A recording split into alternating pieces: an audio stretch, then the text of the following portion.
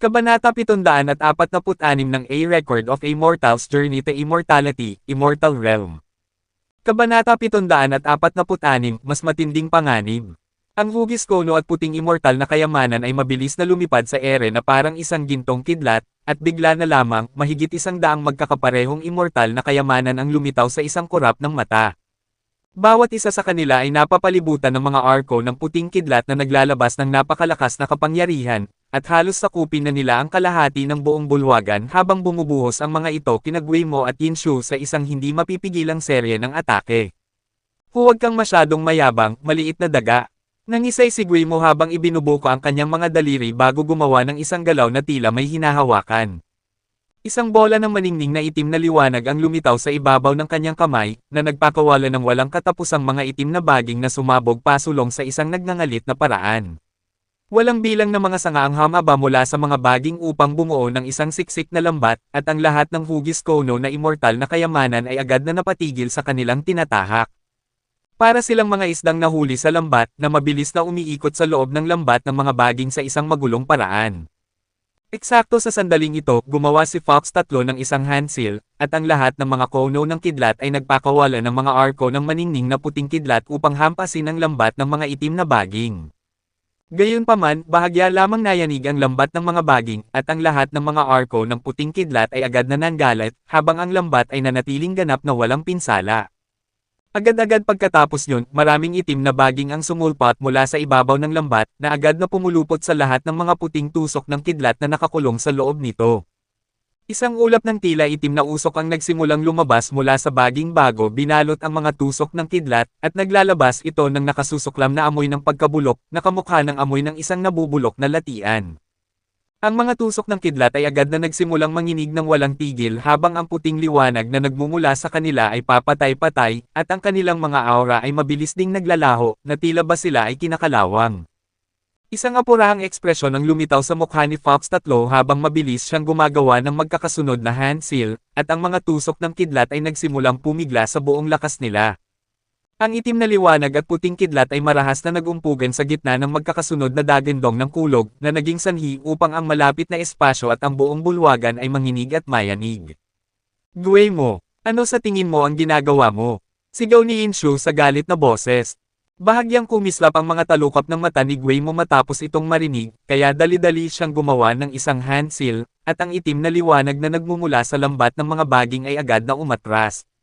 Sinamantala ni Fox 3 ang pagkakataong ito upang doblehin ang kanyang pagsisikap, at isang pagsabog ng kapangyarihan ng batas ng kidlat ang lumabas mula sa mga tusok ng kidlat habang pinalalayan nila ang kanilang mga sarili mula sa lambat ng mga baging sa isang iglap.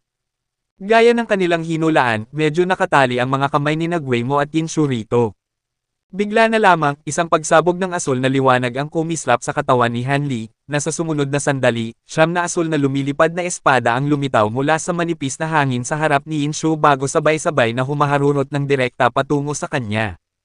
Bahagyang nagbago ang ekspresyon ni Yinshu nang makita ito, at isang layer ng madidilim na anino ang lumitaw sa kanyang katawan, na pagkatapos ay biglang lumaki upang bumuo ng isang pabilog na itim na harang sa kanyang paligid.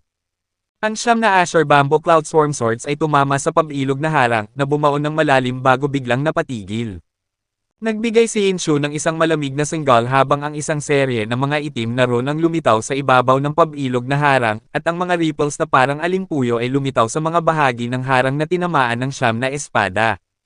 Isang pagsabog ng napakalakas na puwersa ng higop ang lumabas mula sa pabilog na harang, na nagtatangkang higupin ang 9 na Azure Bamboo Cloud Swarm Swords, at bahagyang kumunat ang mga kilay ni Hanli nang makita ito, ngunit nanatili siyang kalmado at panatag habang ibinubuko ang kanyang bibig upang magpakawala ng isang bola ng asul na liwanag.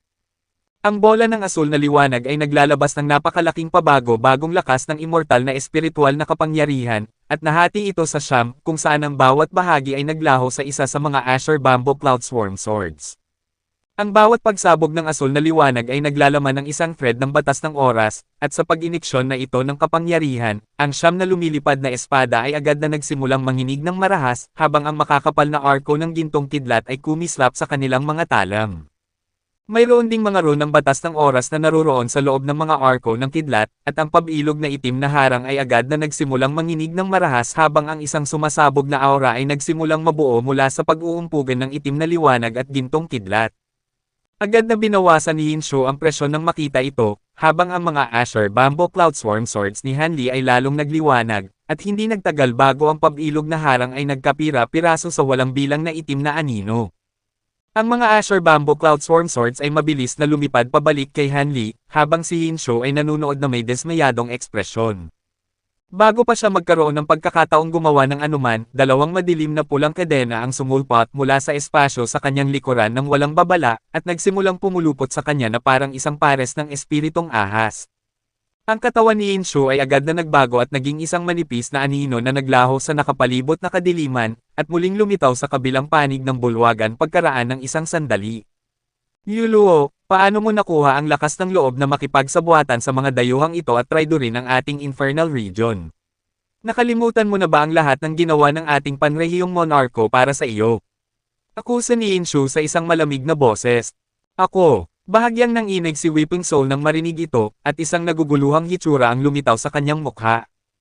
Hinto ang daldal. Sigaw ni Hanli habang gumagawa ng isang handsil, at isang bundok ng mga imahe ng espada ang sumabog mula sa kanyang siyam na Asher Bamboo Cloud Swarm Swords bago bumagsak kay Hinshu na may kasamang napakalakas na pagyanig ng sword chi. Tumingin si Hinshu sa mga dingding ng higanting bulwagan sa kanyang paligid, at sa pagkakataong ito, itinulak niya ang kanyang mga palad pasulong upang labanan ang malawak na bundok ng mga imahe ng espada sa halip na gumawa pa ng mga pag-iwas. Isang serye ng mga itim na anino ang sumulpot mula sa mga palad ng kanyang mga kamay, na pagkatapos ay nagkabuhol-buhol upang bumuo ng isang itim na alon na sumalungat sa mga imahe ng espada. Isang serye ng mga mahihinang pagsabog ang umalingaw-ngaw habang ang bundok ng mga imahe ng espada ay nag-api, ngunit ang mga itim na anino ay naglaho na rin. Bahagyang namutla ang kutis ni Hinshu, ngunit nakabawi rin siya pagkaraan ng isang sandali. Hindi niya punanggahasang magpakawalan ng napakaraming kapangyarihan, at kailangan niyang harangan ang atake ni Hanli habang pinaliliit din ang epekto ng pag-uumpugan, na mas madaling sabihin kaysa gawin.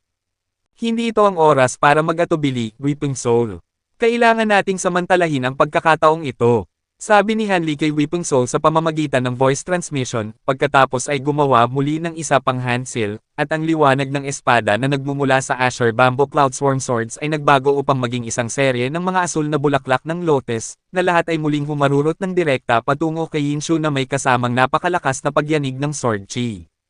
Sa puntong ito, pinatigas na muli ni Weeping Soul ang kanyang determinasyon, at ikawe ang kanyang dalawang mangga sa ere upang magpakawalan ng isang pares ng madilim na pulang kadena na sumabog pasulong patungo kay Hinshu na parang kidlat. Kumilos na rin si Bailian, ibinuka ang kanyang bibig upang magpakawalan ng isang bola ng itim na apoy, na nagbago upang maging isang serye ng makakapal na guhit ng itim na liwanag ng espada na nakatutok kay Guemo. Ang bawat isang guhit ng liwanag ng espada ay may itim na apoy na nagliliyab sa ibabaw nito, at naglalabas sila ng hindi kapani-pani walang mabigat na pagbabago ng mapaminsalang chi. Ang mga liwanag ng iba't ibang kulay ay kumikislap sa loob ng bulwagan habang nagpapatuloy ang labanan. Gaya ng kanilang inaasahan, takot na takot sina Hinshu at Guemo sa karagdagang paglala ng labanan, at hindi nila punanggahasang ilabas ang kanilang buong kapangyarihan o pinsalay ng anumang bahagi ng bulwagan, kaya kailangan nilang maging labis na maingat. Sa kabilang banda, si Hanli at ang iba pa ay walang ganoong pagpipigil, at kung minsan, sisidiya silang magpakawala ng mga malakihang atake upang pilitin ang dalawang Great Encompassment Cultivator na pigilan sila. Habang nagpapatuloy ang labanan, nakatatamasa sina Hinshu at Guemo ng labis na pagkabigo dahil hindi nila mailabas kahit ang isang bahagi ng kanilang kapangyarihan. Gayunpaman, mga Great Encompassment Cultivator pa rin sila, at ang kanilang kahusayan sa paggamit ng mga kapangyarihan ng batas ay higit na nakatataas kaysa kay Hanli at sa iba pa, kaya mabilis silang nakabawi at dahan-dahan sang nakuha ang bentahe. Sa kabila ng kanilang pinakamahusay na pagsisikap, walang masyadong magagawa sina Hanli at ang iba pa sa harap ng ganoong kalaking pagkakaiba sa antas ng kultibasyon, at dahan-dahan ngunit tiyak na napupwersa sila sa nagtatanggol na panig. Sa puntong ito, ang larangan ng digmaan ay lumiit na lamang sa isang maliit na bahagi ng bulwagan, habang ang natitirang bahagi ng bulwagan ay nagbalik sa kadiliman. Sa isang panig ng bulwagan, sina Hanli at Weeping Soul ay nakakulong sa labanan laban kay Hinshu. Eksakto sa sandaling ito, nagkasalubong sina Hanli at Yinshu na parang kidlat, at isang mapurol na kalabog ang umalangaw habang si Hanli ay napaatras na may mahaba at nagdurugong sugat sa kanyang balikat. Bahagya ring naatras si Yinshu sa sandaling iyon, ngunit agad niyang pinanatili ang kanyang sarili bago muling umatake kay Hanli. Ang itim na liwanag sa paligid ng kanyang katawan ay bahagyang gumaralgal, pagkatapos nito ay dalawang makapal na imahe ng itim na sibat ang lumabas mula rito, na humaharurot patungo kina Hanli at Weeping Soul sa isang hindi kapani-paniwalang bilis. Ang mga imahe ng sibat ay hindi naglalabas ng partikular na mabigat na aura, ngunit mayroong isang layer ng gumagaralgal na itim na liwanag sa ibabaw ng bawat isa sa kanila na naglalabas ng kakaibang panginginig. Hindi pa napapanatili ni Hanli ang kanyang sarili, isang seryosong hitsura ang lumitaw sa kanyang mukha habang agad siyang gumawa ng isang hand seal, kung saan ang siyam na Azure Bamboo Cloud Swarm Swords na umiikot sa ibabaw ng kanyang ulo ay biglang lumaki bago mabilis na sunod-sunod na sumalungat sa dumarating na imahe ng itim na sibat. Isang serye ng mga mapurol na kalabog ang umalangaw habang tinatamaan ng mga Azure Bamboo Cloud Swarm Swords ang imahe ng sibat, ngunit ang lahat ng ito ay dumulas lamang sa kahabaan nito, at ang imahe ng sibat ay hindi man lang bumagal habang patuloy itong humaharurot patungo kay Hanli. Bahagyang nagbago ang ekspresyon ni Hanli nang makita ito, at dali-dali siyang tumalon pabalik upang mabilis na dumiwang. Kasabay nito, ang maningning na gintong liwanag ay sumabog mula sa kanyang katawan, habang ang isang layer ng pino, kulay ube gintong mga kalistis ang lumitaw sa kanyang mga kamao habang isinusuntok niya ang mga ito laban sa dulo ng imahe ng sibat. Gayunpaman, salungat sa kanyang mga inaasahan, walang naganap na nakayayanig mundong pagsabog. Sa halip, ang imahe ng itim na sibat ay sumabog ng walang anumang paglaban sa harap ng mga kamao ni Hanli. Bahagyang natigilan si Hanli nang makita ito, pagkatapos nito ay nagbago ng husto ang kanyang ekspresyon dahil naramdaman niya ang isang pagsabog ng kakaibang enerhiya na pumasok sa kanyang katawan mula sa sumabog na sibat. Agad-agad pagkatapos yun, ang kanyang buong katawan ay namanhid, habang ang pagdaloy ng kanyang immortal na espiritual na kapangyarihan ay naging napakabagal, at agad siyang napatigil sa kinatatayuan. Si Weeping Soul ay nasa katulad ding sitwasyon, at eksakto sa sandaling ito, gumawa si Yinshu ng isang hand seal, kung saan ang mga hibla ng itim na anino ay sumulpat mula sa mga katawan ni Hanli at Weeping Soul upang gapyusin sila. Kasabay nito, ang mga aninong ito ay mabilis na nagkabuhol-buhol upang bumuo ng isang higanting itim na hola sa kanilang paligid sa isang kurap ng mata. Sandali lamang na nawala ng galaw si Hanli bago muling nakuha ang kanyang pagkilos, ngunit sa puntong iyon, nakakulong na siya sa hola. Ang mga hibla ng itim na anino na ito ay labis na matibay, at binalot nila siya sa maraming layer. Bukod pa rito, mayroon ding mga pagsabog ng napakalakas na presyon na nagmumula sa lahat ng direksyon sa loob ng hola. Samantala, sina Fox 3 at Bailey ay nagapos na rin ng mga ghost vine ni Guemo, na bumuo ng mga masisikip na kokon sa kanilang paligid. Sa loob lamang ng ilang minuto, ang lahat ay nadakip, at ang sitwasyon ay muling naging lubhang mapanganib. Kabanata 747 ng A Record of a Mortal's Journey to Immortality, Immortal Realm. Kabanata 747, Pagsasapalaran. Binalingan ni Guemo ng tingin sina Fox 3 at Bailey na kapwa nakagapos habang ang isang masamang ngiti ay lumitaw sa kanyang mukha. Pagkatapos nito, nagpatawag siya ng isang pares ng mga bagay na mukhang tuyong itim na sanga. May mga linya ng kulay abo na teksto sa mga sanggang ito na patuloy na kumukurap, na nagbibigay sa mga ito ng isang medyo malalim at mahiwagang anyo. Isang serye ng mga kulay abo na alon ang sumabog mula sa mga sanga kasabay ng isang nakatatakot na ulap ng mapaminsalang chi. Sa sumunod na sandali, isang malupit na tingin ang kumislap sa mga mata ni Guemo habang ikinaway niya ang kanyang mangga sa ere, na nagpadala sa dalawang sanga patungo kina Fox 3 at Bailey. Sa kabilang panig ng bulwagan, itinaas din ni Yinshu ang kanyang dalawang kamay upang magpakawala ng humigit kumulang 100 itim na sinulid.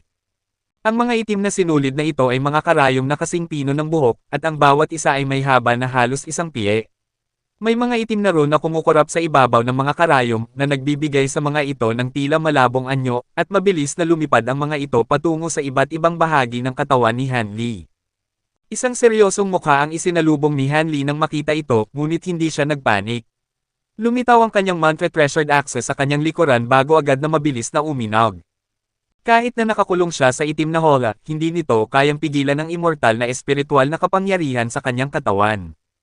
Makakapal na alon ng gintong ripples ang sumabog mula sa mantra treasured access, na agad na sumikop sa buong nakapalibot na lugar sa loob ng radius na daan-daang pie.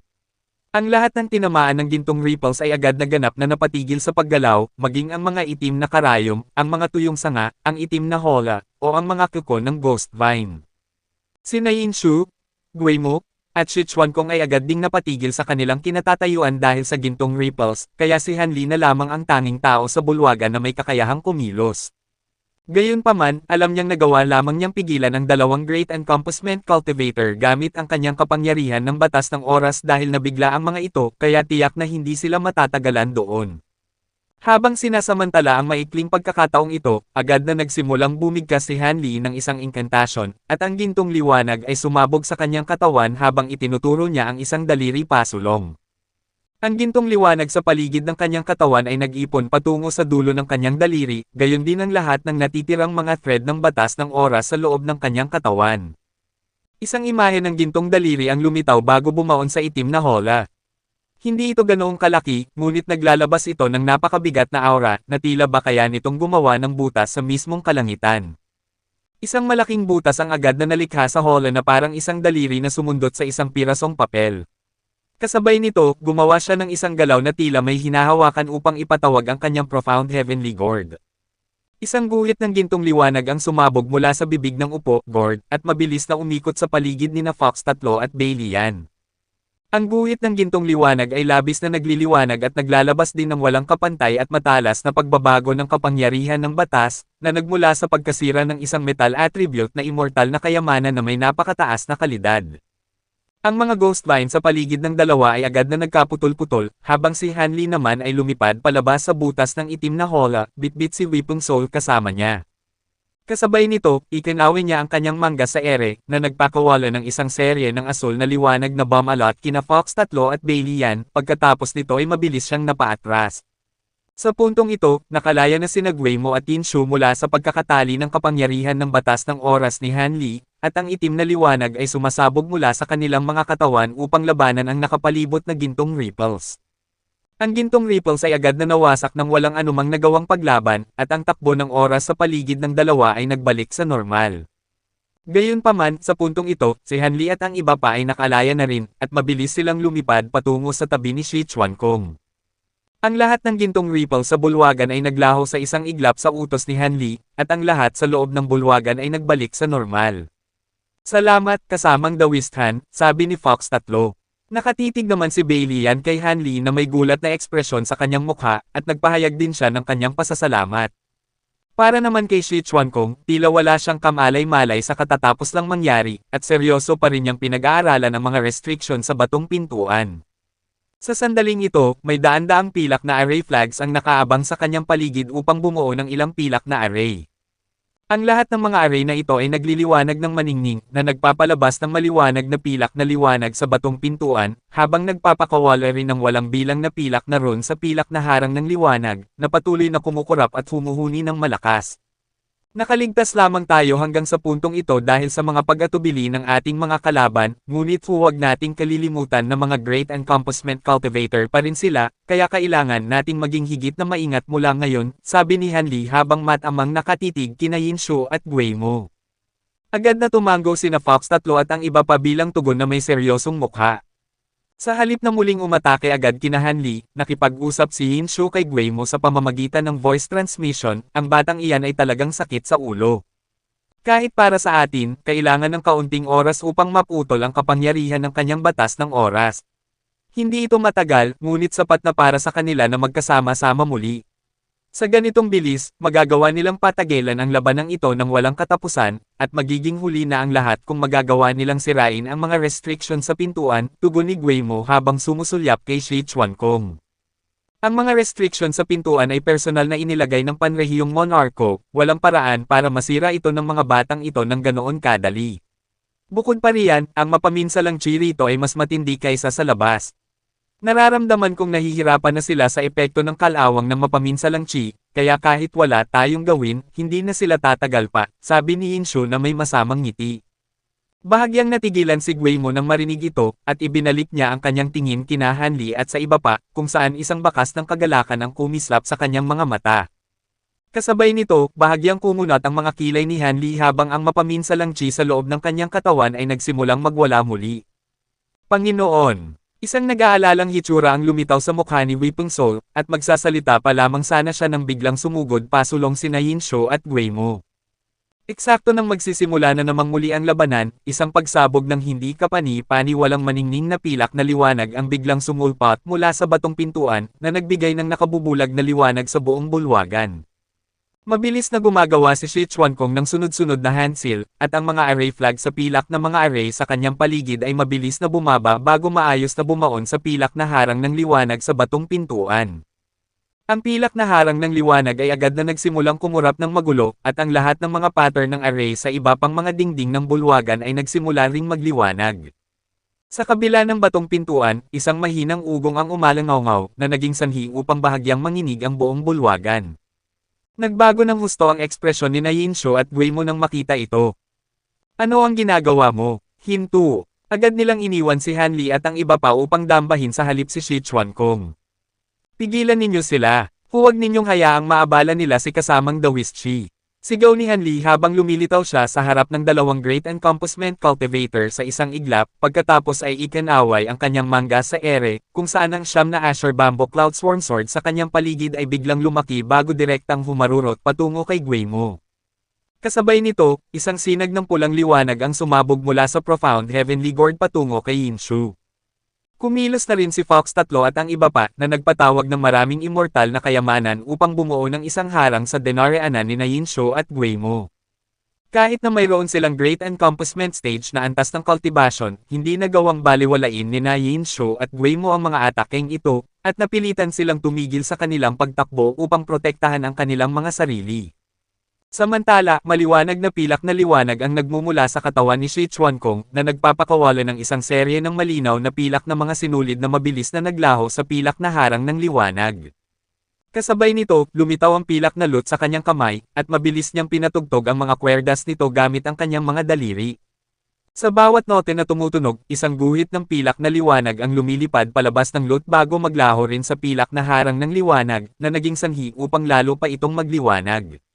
Bukod pa riyan, ang huni na nagmumula sa harang ng liwanag ay umabot na sa isang marahas na dagindong sa puntong ito, at ang mga kamay ni Shi Chuankong ay mabilis na gumagalaw sa mga kwerdas ng lot na parang mga anino na hindi na masundan ng tingin.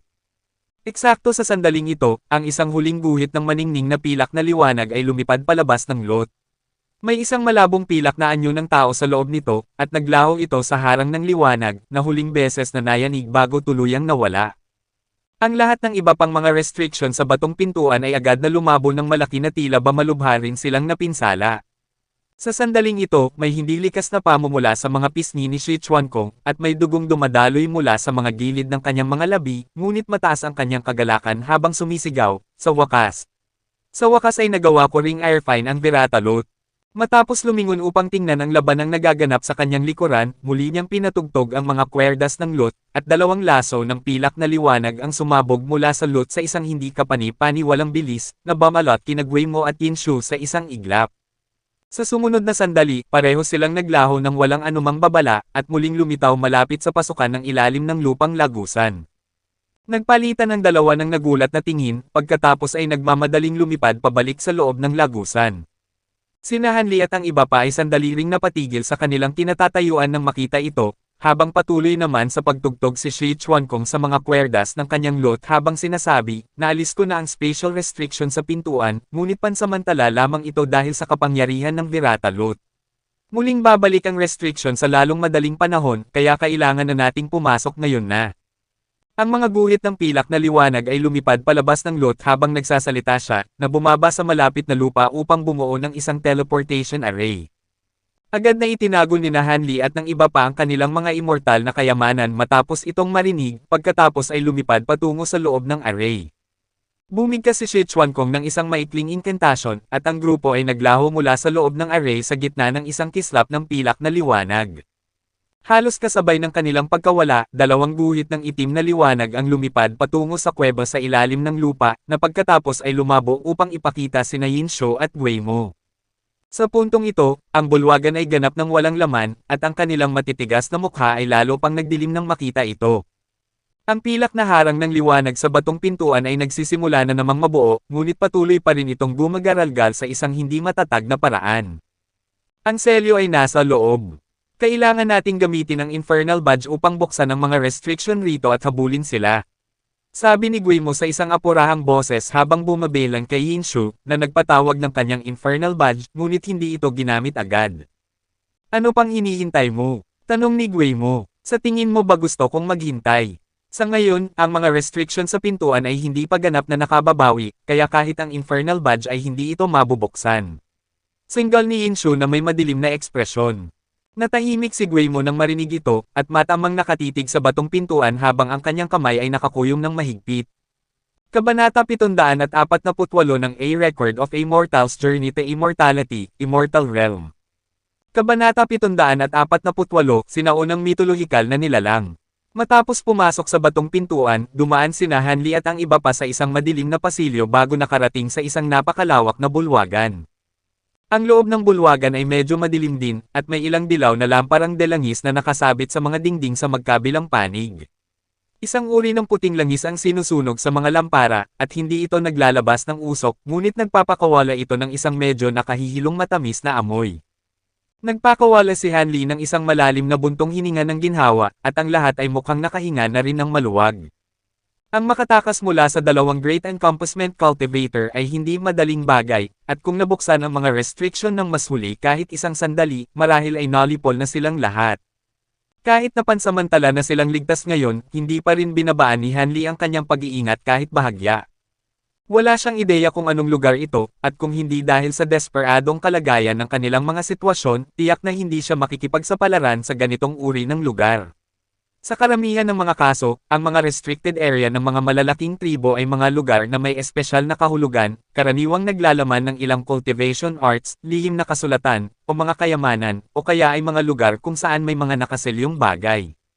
Dahil sa labis na pag-aalala ni Guillermo at Hinshu na mapinsala ang mga restriction sa lugar na ito, malaki ang posibilidad na mayroong nakaselyo rito. Matapos kumuha ng maikling sandali upang makahinga, agad na naghiwa-hiwalay ang lahat upang maghanap sa buong bulwagan. Ang buong sahig sa bulwagan ay puno ng patong-patong at napakakomplikadong mga pattern ng array, habang dalawang napakahabang mural naman ang nakaukit sa mga dingding sa magkabilang panig. Ang mga eksenang ipinapakita sa mga mural ay karaniwang binubuo ng mga labanan sa pagitan ng iba't ibang nilalang, katulad ng nakita sa mga pintuan ng palasyo. May hindi tama. Patay na daan ang nasa unahan. Na-stalk tayo rito, pahayag ni Fox 3 nang marating niya ang dulo ng bulwagan. Lumingon si Hanli upang matuklasan na wala ngang mga lagusan na patungo sa mas malalim na bahagi sa dulo ng bulwagan.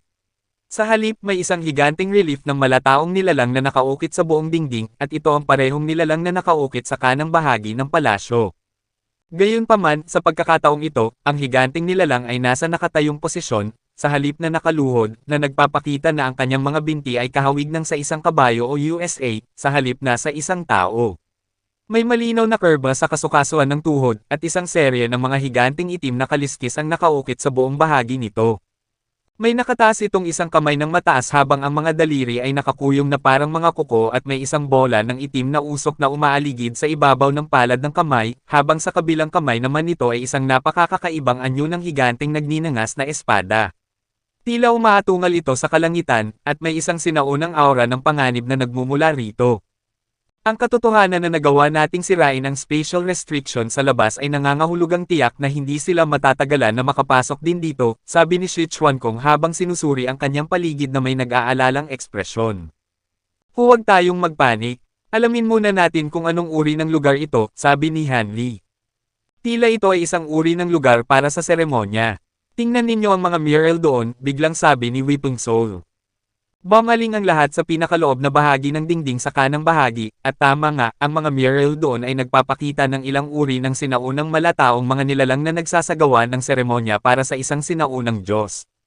Ang eksenang ipinapakita sa mural ay naglalahad ng dam-anak na dugo sa napakalaking sukat, kung saan 10,000 mga nilalang ng Grey Realm ang ginawang mga alay.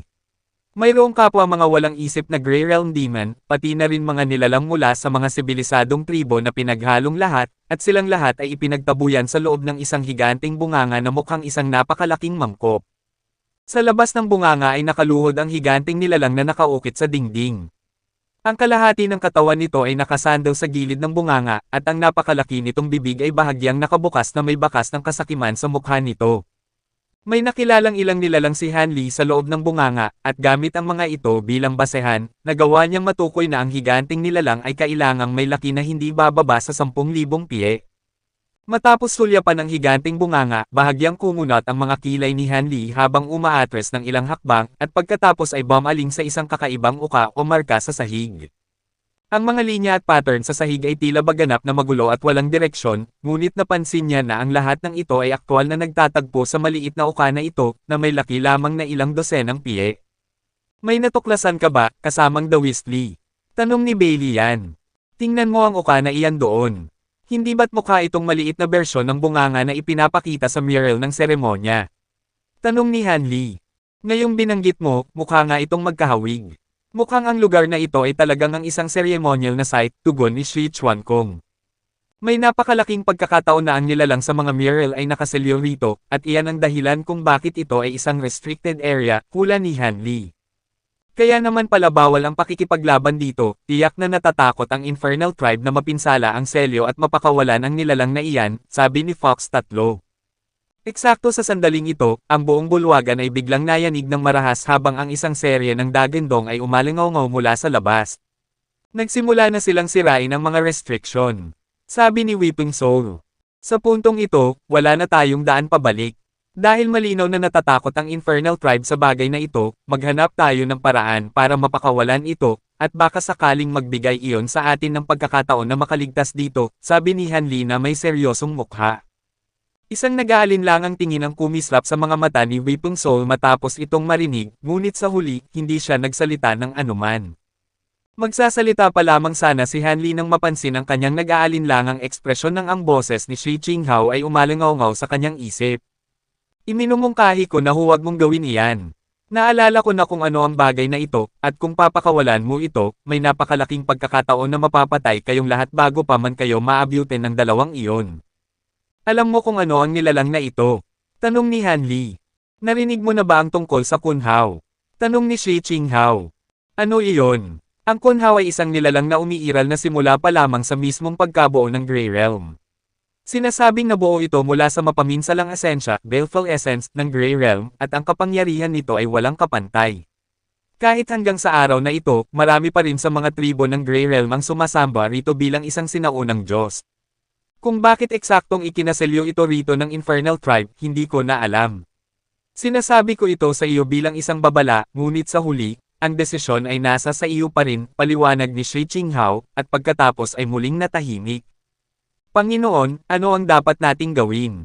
Tanong ni Weeping Soul. Bumaling din ang lahat sa kanya, at malinaw na naging kaugalian na nilang lahat na umasa sa kanya para sa pamumuno. Ang desperadong panahon ay nangangailangan ng desperadong hakbang. Kahit ano pa ang nasa ilalim niyan, pakawalan muna natin ito, desisyon ni Hanli. Sa labas ng bulwagan, ang dagendong ay lalong lumalakas, at tila ba sina Guimo at Yinshu ay lalong nagiging balisa. Ang mga restriction dito ay labis na komplikado.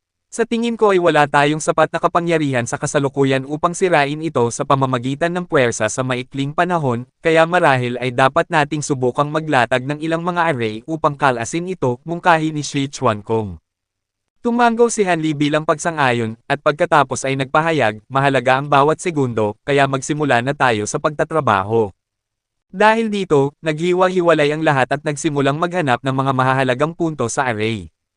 Pinaganya ni Hanli ang kanyang Infernal Devilish Eyes habang ibinabaling ang kanyang tingin sa ceremonial na dambana, altar, sa harapan niya, at mabilis niyang natuklasan na may maraming kulot na pattern na mukhang uod ang nakaukit sa dambana, na dati ay nagmukhang makinis.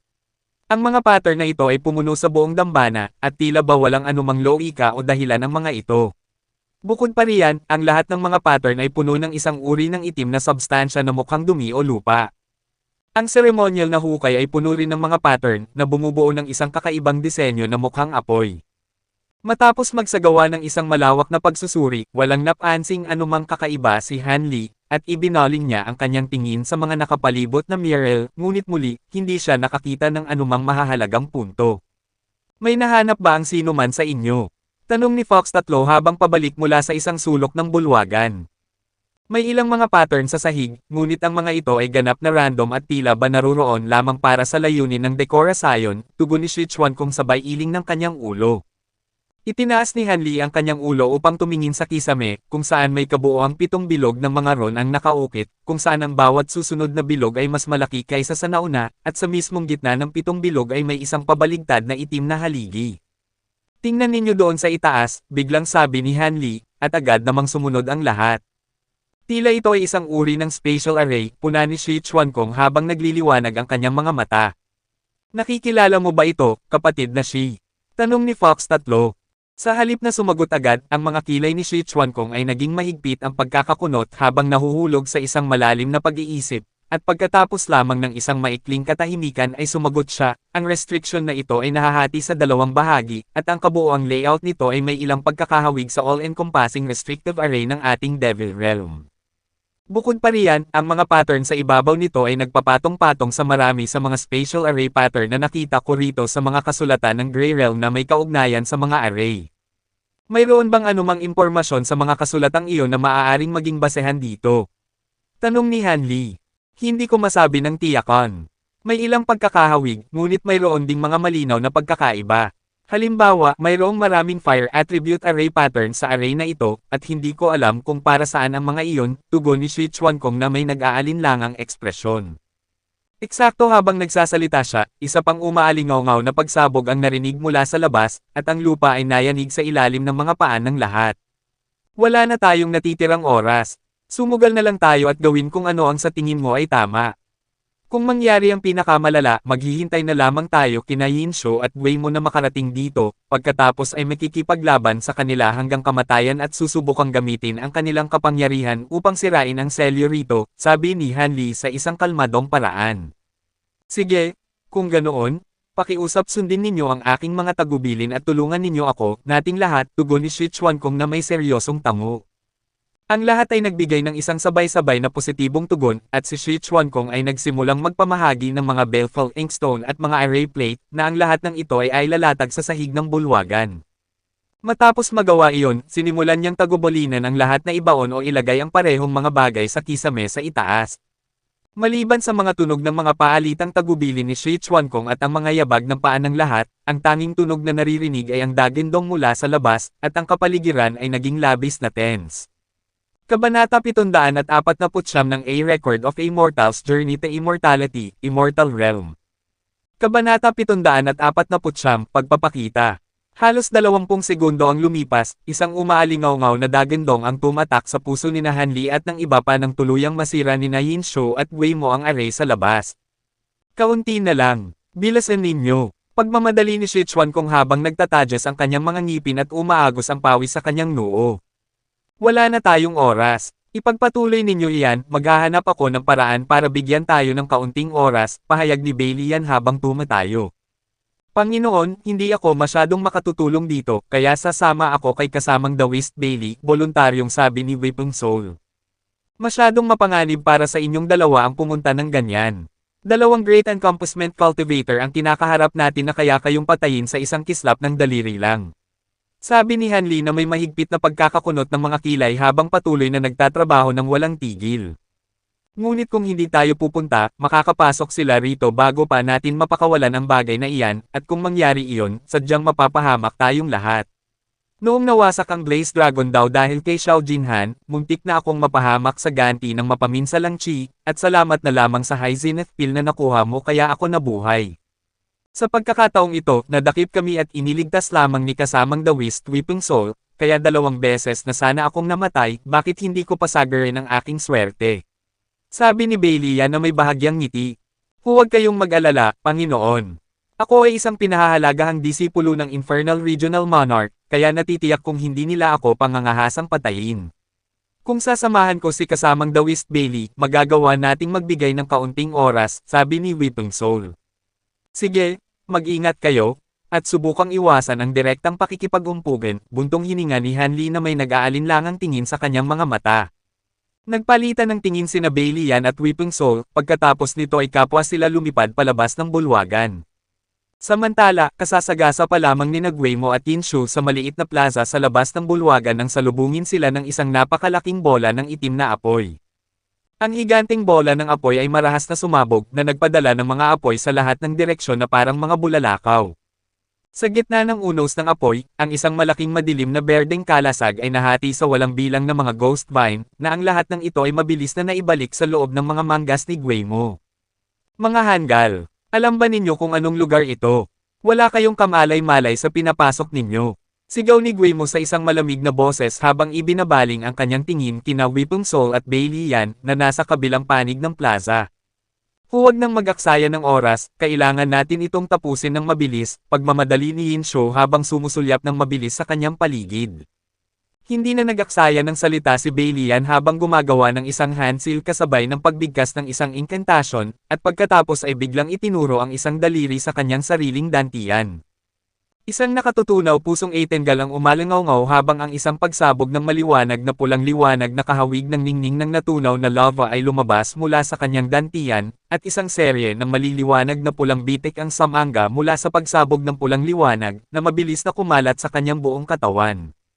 Agad-agad pagkatapos yun, ang mga itim na apoy ay nagsimulang sumabog palabas mula sa mga bitik, na nagpapakawala ng makakapal na usok ng itim na usok na mabilis na pumuno sa buong plaza. Kumilos na rin si Weeping Soul nang makita ito, na mabilis na umiwas sa gilid bago ikinuyom ang kanyang mga kamao habang humahakbang pasulong kasabay ng pagpapakawala ng isang mabangis na Eitengal na ganap na salungat sa kanyang pambabaing anyo. Ang itim na liwanag ay mabilis na sumabog sa kanyang katawan habang ang kanyang mga mata ay naging maliwanag na pula, at mabilis siyang lumaki, na agad na nagbago at naging isang higanting itim na unggoy na may taas na mahigit 1,000 pie.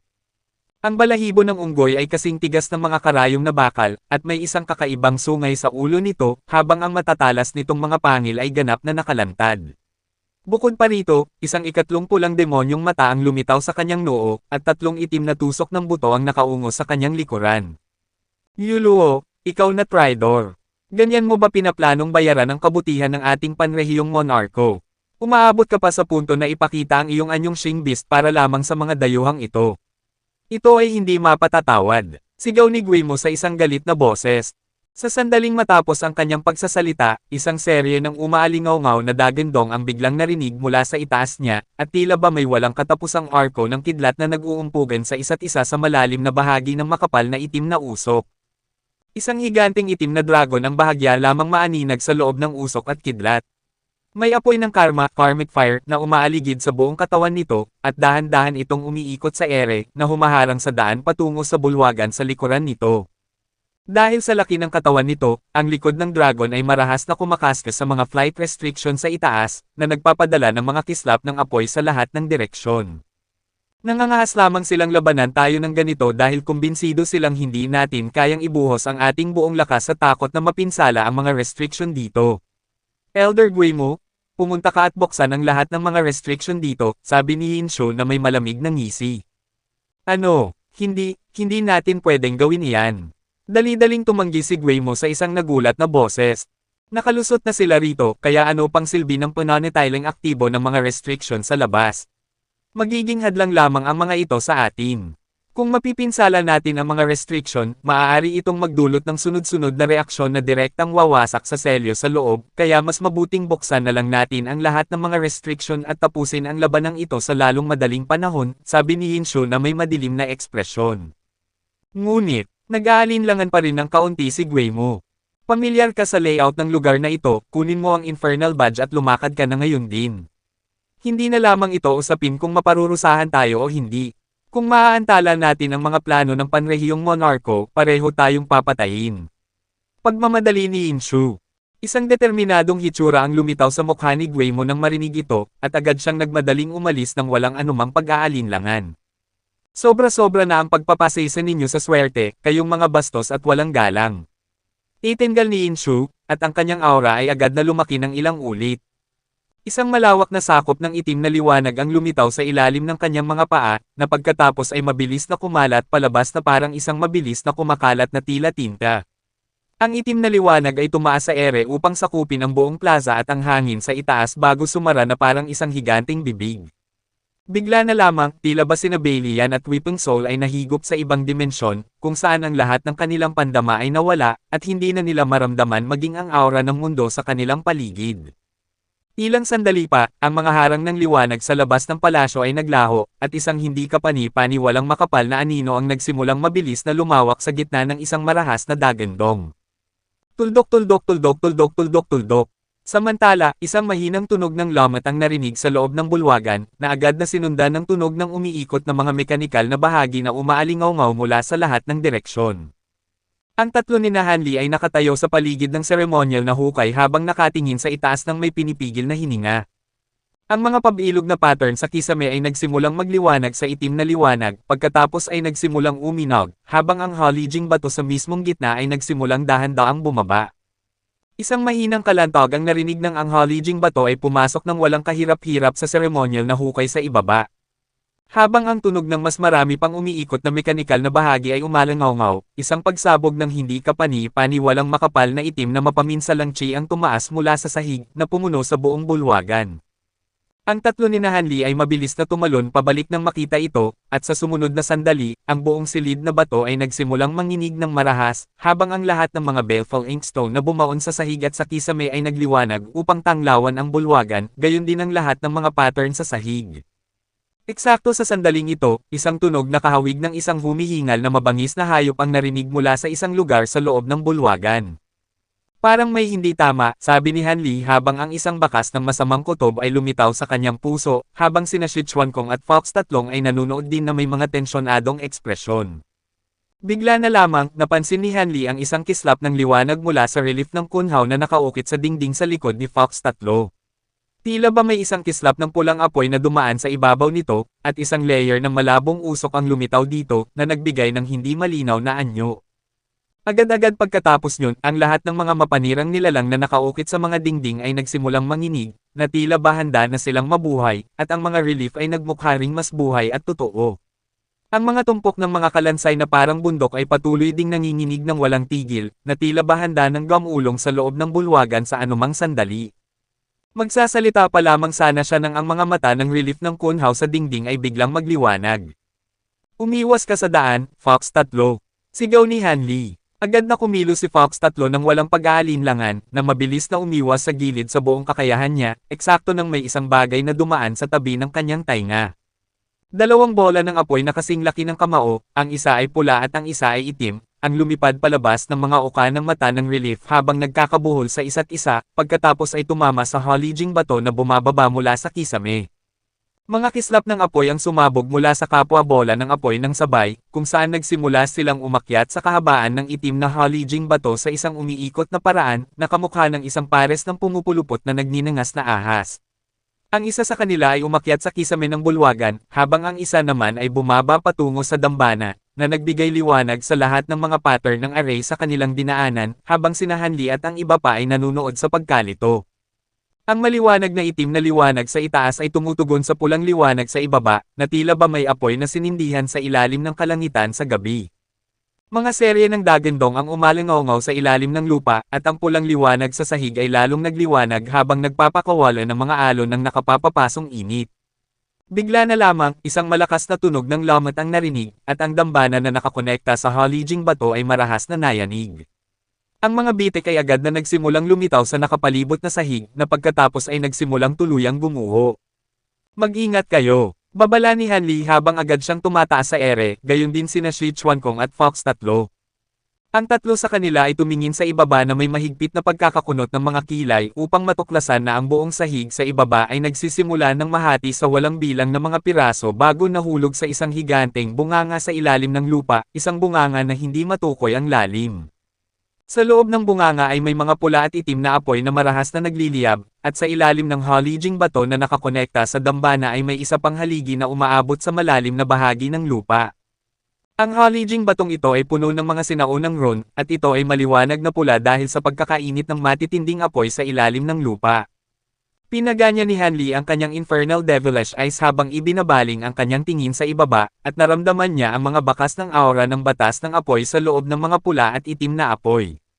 Bukod pa riyan, naramdaman niya ang napakalaking apoy ng karma at mapaminsalang chi, at tila ba may isang serye ng magkakabuhol na pulang kadena na nakapulupot sa halijing bato sa malalim na bahagi ng bunganga. Higit pa rito, nakakita siya ng isang hindi malinaw na anino na patuloy na kumikislap sa ilalim ng mga tumpok ng mga kadena. Eksakto sa sandaling ito, ang mga balintataw ng mata ni Hanli ay biglang lumiit ng husto, at mabilis siyang lumipad paitaas sa ere, na direktang tumama sa kisame ng bulwagan sa itaas. Sa halos kaparehong sandali, isang napakalaking alon ng apoy ang sumabog palabas mula sa bunganga sa ilalim ng lupa na sinabayan ng isang nakayayanig mundong Eitengal. Isang napakalaking kamay ang bumanat palabas mula sa mga apoy bago humampa sa ere sa mismong lugar kung nasaan si Hanli. Isang sandali lang ang nakalipas, at matapos nitong mintisin si Hanli, ang kamay ay bumagsak sa gilid ng bunganga. Ang kamay ay may haba na ilang libong piye at mukhang tila ba inukit mula sa bato. Puno ito ng mga pira-pirasong itim na bato, pati na rin ng matatalas na tusok na mukhang tinak, at may umaaligid sa ibabaw nito na isang layer ng hindi kapani-pani walang makapal na itim na apoy. Kabanata 750 ng A Record of a Mortal's Journey to Immortality, Immortal Realm. Kabanata 750, Ikalawang pagpapakawala ng selyo. Natigilan ng tatlo ni Hanli sa nakita nilang higanting nilalang na katatapos lang nilang mapakawalan. Ang isa pa lamang sa mga kamay nito ay kahawig na ng isang bundok, at hindi man lang nila magawang isipin kung gaano ito kalaki sa buong kaningningan nito. Malinaw na ang mga itim na apoy ay mga apoy din ng karma, karmic flames, ngunit ang aura ng mapaminsalang chi at ang nakapapapasong init na nagmumula sa mga ito ay walang bilang na mas matindi kaysa sa mga apoy sa lawa ng apoy ng karma. Ang mas nakagugulat pa para sa kanila ay ang mabangis at sinaunang aura na nagmumula sa malalim na bahagi ng bunganga. Ang aura ay nagpapakita ng isang pakiramdam ng makapangyarihang lakas, pati na rin ng nagngangalit na galit na naipon sa paglipas ng walang bilang na mga siglo. Mukhang ang Azure City ay makararanas ng ilang problema sa malapit na hinaharap, puna ni Shi Chuankong sa isang seryosong boses. Kasamang The Weasley, dapat ba talaga nating pakawalan ang bagay na ito? Tanong ni Fox tatlo habang bumabelang kay Hanli na may nag-aalinlangang ekspresyon. Kung hindi natin ito pakakawalan, tiyak na mamamatay tayo, ngunit kung gagawin natin, baka sakaling magkaroon ng pagbabago sa takbo ng kwento, tugon ni Hanli. Sa sandaling matapos ang kanyang pagsasalita, ang matinding tunog ng pagkayod ng bakal sa kapwa-bakal ay umalingaw-ngaw mula sa ilalim ng lupa, at humigit kumulang isang dosenang hindi kapani-pani walang makakapal na pulang kadena ang biglang sumabog pasulong. Ang bawat isang link ng kadena ay puno ng walang katapusang mga ron, at ang mga cadenang ito ay tila ba may sariling pag-iisip, na pumulupot sa higanting kamay bago agad na naging banat na banat ang mga sarili.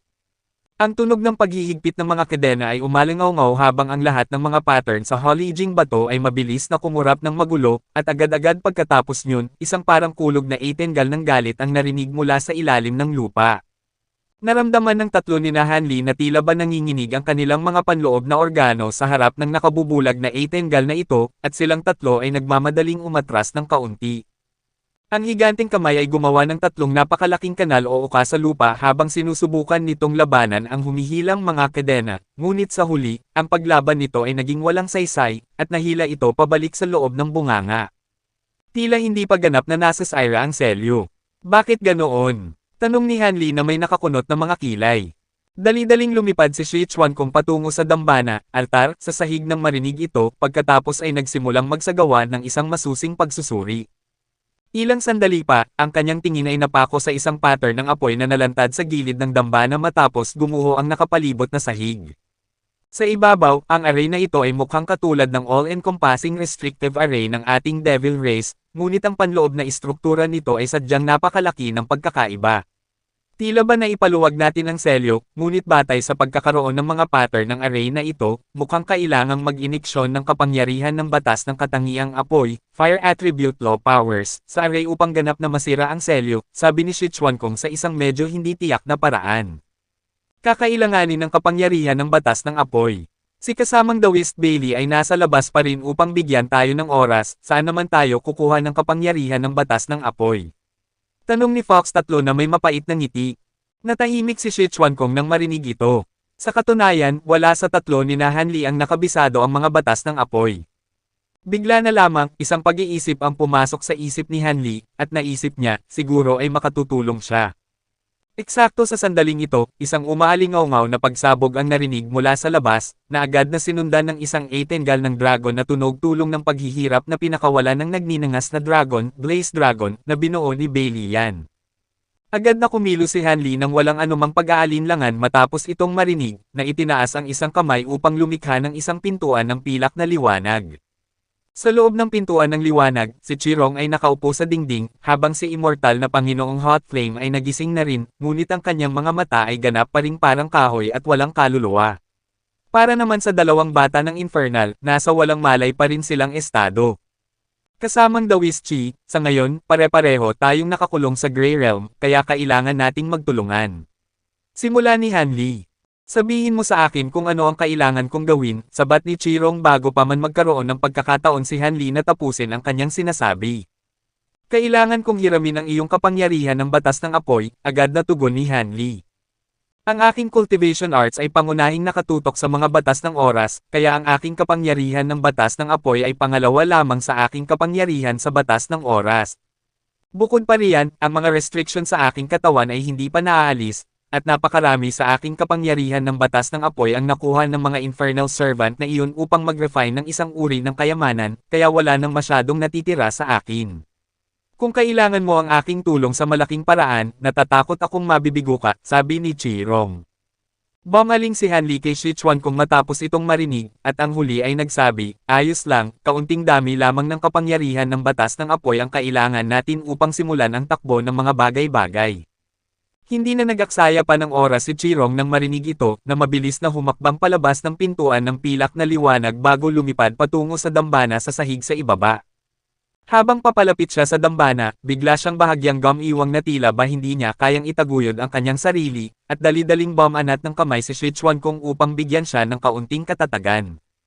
Ay iniksyon mo lang ang iyong kapangyarihan ng batas ng apoy sa mga pattern ng apoy dito, sabi ni Sichuan Kong habang itinuturo ang gilid ng dambana. Sumulyap si Chirong sa dambana, pagkatapos ay tumingin sa loob ng bunganga sa ibaba bago itinaas ang isang kilay. Wala na tayong gaanong oras, kaya pakiusap magmadali ka, kasamang The Wischi, pagmamadali ni Hanli. Agad na sumunod si Chirong, na naglapag ng isang kamay sa mga pattern ng apoy sa gilid ng dambana bago ipinasok ang kanyang kapangyarihan ng batas ng apoy rito. Eksakto habang ang lahat ng kanilang atensyon ay nakatuon sa dambana, dalawang anyo ang biglang sabay na lumipad palabas ng bukas na pintuan ng pilak na liwanag, at pagkatapos ay mabilis na tumakbo palabas ng bulwagan. Sumulyap si Hanli sa gilid ng kanyang mata, at natuklasan niya na ito ang dalawang bata ng Infernal. Dapat ko ba silang dakpin muli, kasamang The Wisli? Tanong ni Fox tatlo. Hayaan mo na sila. Sa ganitong sitwasyon, walang pagkakaiba kung narito man sila o wala, tugon ni Hanli sabay iling ng kanyang ulo. Gayunpaman, eksakto nang bigyang liwanag ng kapangyarihan ng batas ng apoy ni Chirong ang mga pattern ng apoy sa dambana, isang mababang etengal ang narinig habang ang isang itim na buhawi ay biglang sumabog palabas mula sa bunganga, na agad na umabot sa dalawang tumatakbong bata. Agad na ibinaling ni Hanli at ng iba pa ang kanilang atensyon sa dalawang bata, para lamang makita na ang kanilang mga kasuotan ay agad na nagkapira-piraso, habang ang kanilang mga nakalantad na katawan ay mabilis na naglaho. Ang kanilang balat at laman ay nabulok, habang ang kanilang mga buto ay nagkalamat at nadurog, at mabilis silang nagbago at naging dalawang malapot na patak ng dugo na nahigop pabalik ng itim na buhawi. Naramdaman ni Hanli ang isang napakatatanging aura sa loob ng dalawang patak ng dugo na medyo katulad ng mga tunay na espiritong dugo, true spirit bloodlines, sa kanyang katawan, ngunit may kaunting pagkakaiba rin. Bago pa man siya magkaroon ng pagkakataong malaman kung ano ang katatapos lang mangyari, ang buong bulwagan ay muling nagsimulang manginig ng marahas, pagkatapos nito ay isang malawak na sakop ng pula at itim na apoy ang sumabog palabas mula sa bunganga na parang isang pagsabog ng bulkan. Atris! Mabilis na sigaw ni Hanli habang mabilis na umiwas paitaas habang isinasara ang Flower Branch Domain, at ang tatlo ni Sichuan Kong ay agad na sumunod sa kanya. Ang tunog ng nagkakalantog na mga kadena ay patuloy na umalingaw-ngaw mula sa loob ng mga sumasabog na apoy mula sa bunganga, at ang parehong napakalaking kamay mula kanina ay muling lumitaw, para lamang mapuluputan ng mas marami pang maliwanag na pulang kadena sa sandaling marating nito ang pasukan ng bunganga. Gayunpaman, sa pagkakataong ito, ang higanting nagninangas na kamay ay malinaw na ilang ulit na mas malakas kaysa kanina, at ang mga cade ng nakapulupot dito ay nakagawa lamang ng maikling pagpigil bago ang mga ito ay tuluyang nanggalagot. Ang higanting kamay ay tumaas sa ere habang ang mga daliri nito ay nakatutok ng direkta sa kisame ng bulwagan, at madali nitong bumaon ng direkta sa kisame. Agad-agad pagkatapos nyon, ikinawit nito ang mga daliri sa materyal na bato, na ginagamit ang buong bulwagan bilang leverage upang puwersahang iangat ang sarili nito paitaas. Ang tunog ng mas marami pang nagkakalantog na kadena ay umalingaw-ngaw habang ang mga apoy ay marahas na nagwawala sa loob ng ilalim ng lupang bunganga, at isang hindi kapani-pani walang malakas na aura ang nagmumula sa loob. Sina Hanli at ang iba pa ay natangay sa isang hindi mapipigilang paraan dahil sa napakalaking aura, at sila ay bumagsak sa mga nakapalibot na dingding sa isang magulong paraan. Ang mga pulang apoy sa bunganga ay dahan-dahang lumabo, habang ang mga itim na apoy naman ay lalong lumalakas ng lumalakas, na sumasabog palabas ng bunganga sa napakatinding lakas. Kasabay nito, ang mga bitek sa sahig ay mabilis na hamaba, at mabilis na kumalat ang mga ito palabas ng bulwagan sa kabuuan. Sa plaza sa labas ng bulwagan, binawi na ni Hinsho ang kanyang Dark Hell, at ang nakasasakop sa lahat na anino ay naglaho na. Mayroong 8 higanting braso na nabuo mula sa makakapal na anino sa kanyang likuran, na ang lahat ng ito ay nakataas ng mataas sa ere, at ang bawat kamay ay nakakuyom ng mahigpit sa paligid ng isang mahalagang akupoint sa katawan ng itim na nagninangas na dragon na binuo ni Balian. Malinaw na ang nagninangas na dragon ay hindi na angkop para sa labanan, at ang buong katawan nito ay puno ng napakalalaking sugat, habang ang itim na dugo ay dumadaloy mula sa bahagyang nakabukas nitong bibig. Hindi malayo rito ay may isang itim na hola na nabuo mula sa walang bilang na mga sanga ng kahoy, kung saan nakakulong sa loob ang isang maliit na anyo. Gayunpaman, imposibleng maunawaan ang sitwasyon sa loob ng hola dahil ang anyo ay nakabalot sa loob ng patong-patong na mga itim na ghost vine. Mga serye ng mahihinang dagandong ang patuloy na umalangaw-ngaw ng walang tigil mula sa ilalim ng mga paa, at ang patuloy na lumalawak na mga bitek ay mabilis na lumabas mula sa bulwagan at patungo sa plaza sa ilalim ng kanilang mga paa. Hindi nagtagal, ang mga bitek ay kumalat sa isang lugar na may sukat na 10,000 piye, na pumuno sa halos kabuuan ng espasyo sa ilalim ng lupa. Mga ulap ng alabok ang tumataas sa lahat ng dako, habang ang mga dila ng itim na apoy ng karma ay kumikislap palabas ng mga bitek sa sahig bago bumuka na parang mga nagninangas na itim na bulaklak ng lotus. Sa wakas, lumabas na ito, sabi ng nagninangas na dragon sa isang mahina ngunit nagagalak na boses. Elder Yinshu, bumaling si Guimo kay Yinshu na may seryosong ekspresyon. Ang mga hanggal na iyan. Itingal ni Yinshu, at ang kanyang mga mata ay nagliliyab sa galit habang ang 8 higanting aninong kamay sa kanyang likuran ay biglang sabay-sabay na nagbuhos ng lakas. Ang itim na dugo ay bumuhos na parang ulan habang ang nagninangas na dragon ay nahati sa 9 na piraso na parang isang laso ng seda, at ang mga piraso ng katawan nito ay nagbagsakan sa lupa. Ang ulo nito, na medyo buo pa, ay bumagsak sa tabi ng mga paa ni Yinshu at naduraj sa isang solong tapak, ngunit sa mismong sandali bago sumabog ang ulo, isang itim na anino ang lumipad palabas nito bago mabilis na tumakbo palayo. Hindi ito nakaligtas sa pansin ni Yinshu, ngunit sa puntong ito, wala na siyang oras upang habulin ang anino, at nagawa na lamang niyang tumakbo ng mabilis patungo sa pasukan ng bulwagan.